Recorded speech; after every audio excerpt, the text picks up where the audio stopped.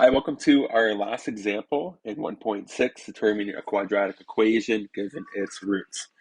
So in this example, we are going to take some given information um, from like a real life application and then express that information as a quadratic function. So it says here the parabolic opening to a tunnel is 32 meters wide, measured from side to side along the ground. At the points that are 4 meters from each side, the tunnel entrance is 6 meters high. So in order to create a quadratic to represent this, it is definitely good to sketch a diagram first of all the given information. So let's go ahead and do that. Sometimes the information is uh, not explicit enough, and there could be more than one way to draw whatever information you're given. So I'm going to draw this way, and this is just a sketch.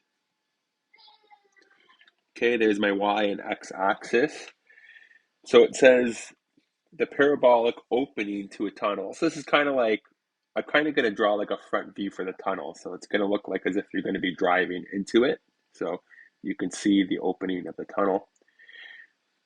So it says the tunnel is 32 meters wide. So let's say if it opens here and then closes there, we need to have a span of 32 meters in here. Okay.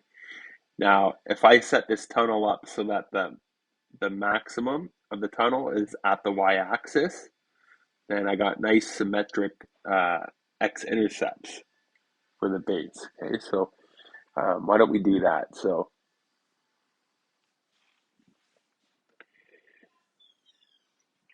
okay, so if we have a distance of 32 from there to there, then that means I actually can figure out my zeros here, negative 16 and positive 16.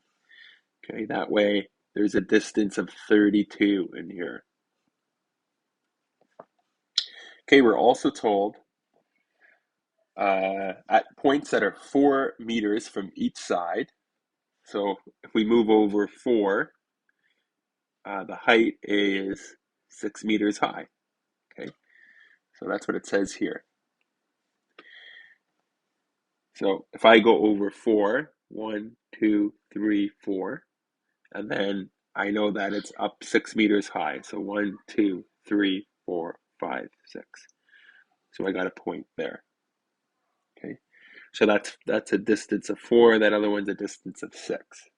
Okay, I could translate that to a nice ordered pair. And if I move 4 over from 16, I would be at negative 12. And the height would just be 6. Okay, and I can do that, and I can then erase this little artwork that I got here. Okay. So there would actually, because this is a parabola, we know there's symmetry, there would be another one over here. Okay, so I'm actually going to mark that off too. That would be 12, 6. Okay, I'm now going to just draw this parabola going through like that. Okay, so there is a diagram giving all the information. All right, part B should be easy since we represented everything nice and clearly. So it says determine the equation of the function that models the opening of the tunnel. So I now want an equation for the parabola that goes through all those points. So we're going to set it up in factored form. You can use y. You don't have to use f of x all the time. You can say y equals, and we have a times x minus r, x minus s. Okay. So I got lots of information here. I have my zeros, which I can plug in for r and s, and I got a nice order pair I can use too. I'm just going to pick the positive value one to work with. So let's go ahead and sub all that in. So if y is 6, I'll plug in 6. X is 12. Okay, my first zero could be 16, so I'd have 12 minus 16. My second one could be the negative 16, so I'll minus a negative 16. Okay, now I can go, oh, I left this x again here. I got to plug in 12, right? X is 12. from this here. Put the 12 back in there. Okay, we have 6 times a equals 12 minus 16 is negative 4. And then 12 minus negative 16, that would be plus, so we'd have 28. Okay, and then 4 times 28, that is going to be negative 112.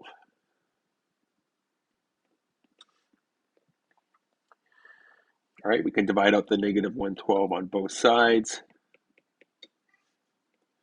So we can get negative 112. I could divide everything by 2, it looks like. So I would have 3. Let's just write it like this first. Negative 6 over 112. I can divide everything by 2. So I get 3 up here. And then there I would have 56. So a equals negative 3 over 56. Okay, and I can use that to rewrite the function. Therefore, the function to model the tunnel is, and I can write it as f of x if I want, it's fine, negative 3 over 56 times x minus, by 1, 0, x minus 16, and I know the other one's is going to end up being x plus 16. So that's it, that's my equation. Okay, it says find the maximum height of the tunnel to the nearest meter. So that's our last part. So since I kind of drew this way, I'm kind of lucky. The max height is going to be the y-intercept. So to find max height, we'll say find the y-intercept. So we'll find f of 0. So I'm plugging 0 in for x. So I'll have negative 3 over 56 times 0 minus 16 times 0 plus 16. Okay, now I'm trying to get the max height. I don't need to keep everything as exact. What I'm just going to do is I'm gonna write a squiggly equals. It just means approximate. And I'm going to plug everything in. So we have negative 3 over 56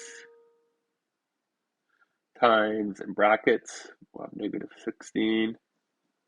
In the other bracket, positive 16. So about 13.7.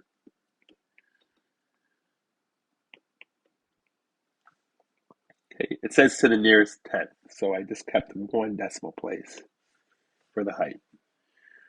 Okay, and that is it for this lesson. I'll see you next time.